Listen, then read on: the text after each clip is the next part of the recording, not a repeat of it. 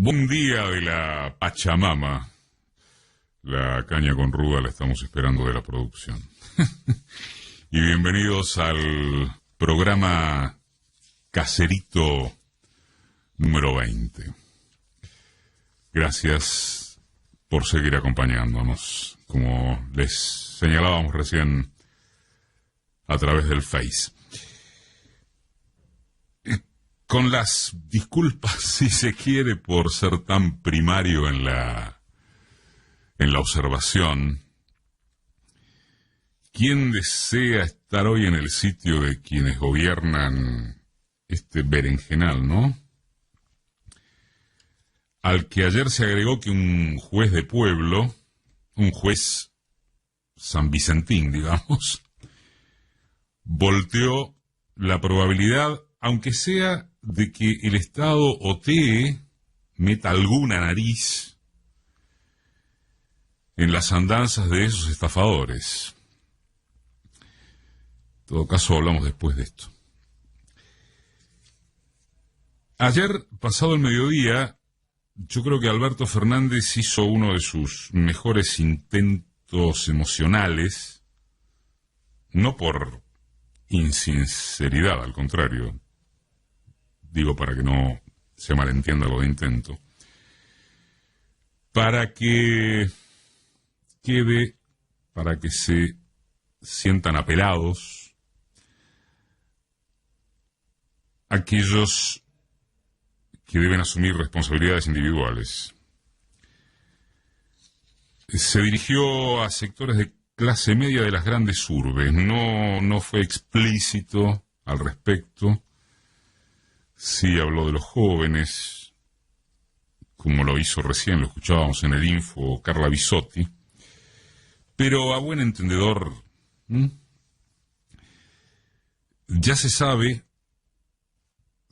no es que se conoce, que las desobediencias están mucho más en lo lúdico de ciertos sectores de clase media que en eso que se llama los barrios populares, donde la desobediencia pasa mucho más, muchísimo más, por aquello de lo que no pueden privarse por vivir del día a día y de la changa.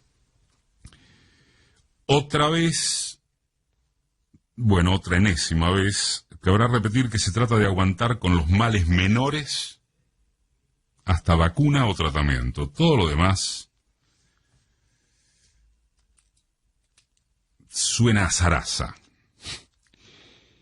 Se podrá hacer una disección quirúrgica acerca de si Rodríguez Larreta acompañó al presidente con distancia o acercamiento, si Kicillof logró sensibilizar con la dramática situación en el conurbano bonaerense, si se tiene conciencia de que en el interior del país se entra en zona amarilla oscura, no sé si roja, y de que lo estará más todavía al flexibilizarse la circulación, etcétera. Pero nada cambia lo sustancial, que es ese combo entre cerco sanitario y desesperación económica. Y entre tanto, con pocos pero muy poderosos afectados, en grado sumo, circulan otras disputas. La reforma judicial anunciada, propuesta por el gobierno, no la vamos a analizar en estas líneas en cuanto a sus características técnicas. Para eso hay especialistas de índole diversa, largamente más capacitados que quien habla. Pero además es de creer que son prioritarias algunas observaciones políticas generales. Hubo un aspecto que hizo ruido de inmediato y condicionó en forma inevitable la impresión extendida. Y fue el nombramiento de uno de los abogados de Cristina Fernández como asesor del órgano consultivo. Al margen de antecedentes intachables y valores académicos de Carlos Beraldi, que prácticamente nadie se anima a discutir. Era obvio, de toda obviedad, el uso escandaloso que se daría al tema. La oposición se montó allí para redoblar su apuesta agitadora al señalar de manera mendaz, pero efectiva, que el objeto reformista solo persigue ampliar el número de miembros de la Corte y allegarle penalistas para favorecer a Cristina. Listo, no se discute más que eso. No se previó que sería así, y que al ser así, caía de Maduro tener que afilar la persuasión del anuncio y anticipar la ofensiva opositora. El menú es más alto, mucho más alto que la integración y funcionamiento del máximo tribunal del país, pero ¿a quién le importa? Todo el ejército judicial conservador tuvo a disposición esos feroces medios de propaganda que insisten con la búsqueda de impunidad kirchnerista, más el rápido y berretísimo lugar común de cuánto nos sale a los ciudadanos la ampliación de juzgados y personal administrativo justo en un momento económico devastador. La respuesta de cuándo se preocuparon esas tropas por la toma de deuda más escalofriante de la historia argentina, o qué dijeron cuando Macri, apenas asumido, pretendió colar por decreto a 2 jueces de la Corte, entre otras preguntas que de tan elementales dan vergüenza, son un contraataque imprescindible, pero no quitan que el oficialismo volvió a quedar a la defensiva. Como se conoce encima, no es que al gobierno le sobran las torres y los alfiles en actitud y aptitud de enfrentar a los mastines.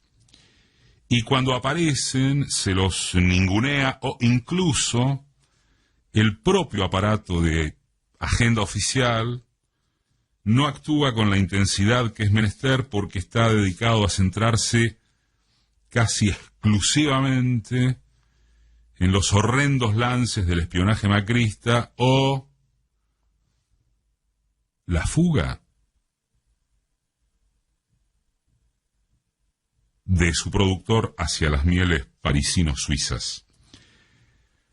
El jefe de gabinete, por ejemplo, tuvo un destacable desempeño anteayer en su informe de gestión ante la Cámara de Diputados. Salió convincentemente a relativizar los efectos de la emisión monetaria, que según el eterno pronóstico falopa de los gurús del establishment es la causa de todos los males. Advirtió que el presidente nunca recibirá a policías que matan por la espalda, y está muy bien porque refuerza grandes trazos conceptuales, aseguradores del núcleo duro y demás. Para los medios, incluyendo a los simpatizantes oficiales, virtualmente no existió esa resaltable intervención de Santiago Cafiero. Es del mismo modo que la pretendida reforma judicial nació sospechada, sin contar que en su hipótesis en extremo optimista se debatirá ¿cuándo? El año que viene, que es electoral. Como sea, no es una cuestión que atrape masivamente, ni muchísimo menos, y puede corresponder el interrogante de si era un frente para abrir en este momento.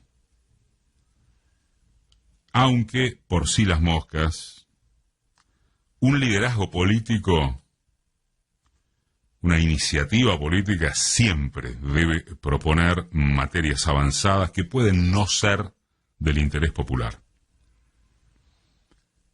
Pero la minuta propositiva de hoy, de ahora, requiere establecerse muy específicamente en lo económico. El resto suena demasiado secundario, que no baladí. El núcleo es resolver y transmitir con qué, cómo, con cuáles instrumentos se determina confianza en la mayoría verdaderamente angustiada por sus condiciones económicas objetivas. Que el gobierno provoque proposición, polémica sobre la salud de las instituciones y el estado de la República,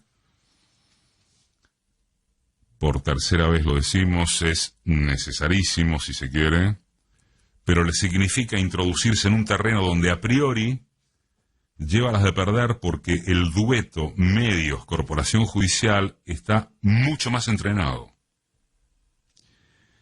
En cambio, ¿no os parece?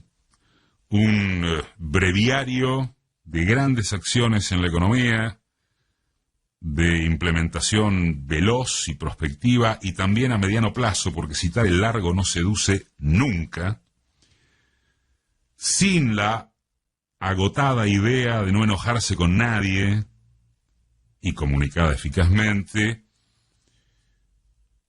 disolvería o amenguaría las armas opositoras. Los disparadores del tipo Vicentín, de los que no se calculó evidentemente el efecto de la palabra expropiación, activaron ideario de monumentalismo soberano y después imagen de retroceso posibilista entre sobre todo los guapos anónimos de las redes, y no son la mejor táctica. Por el contrario, persistir en cuanto está haciéndose para asistir a la base de la pirámide y ayudar a la clase media, que es la clase que instituye el humor social y por ende las ínfulas mediáticas, trazar expectativas de recuperación, remarcar un paro poco más de objetivos inmediatos y subsiguientes, suenan a mecanismo más impactante, ¿no? Más resolutivo. Instrumentar y comunicar permanentemente cómo se perfecciona el alcance de IFE y ATP, subrayar sin descanso lo calculado para la vuelta a las clases, en dónde y con cuáles recursos que se repartirán cómo, no parar en el remarque de ayuda a las pymes, ser más enérgico, no es así, en la demostración de que el peso de la crisis deberán sobrellevarlo quienes más tienen. La cantidad de medidas que el gobierno efectiviza e intenta en medio de esta catástrofe universal que no tuvo ni tiene resoluciones ejemplares, en parte alguna, no se merece que su incidencia comunicacional deje que desear. No es que deba perderse de vista que haga lo que haga o deje de hacer el gobierno, la alianza opositora del poder económico, expresada casi en soledad por lo mediático, jamás habrá de darle descanso. Es que el instrumento, para no quedar sometido a eso, pasaría, constantemente es en potencial, uno es comentarista, punto, por mayor imagen de potencia en decisiones clave. Si hay eso, la comunicación tiende a arreglarse porque deja de ser causa y pasa a ser efecto.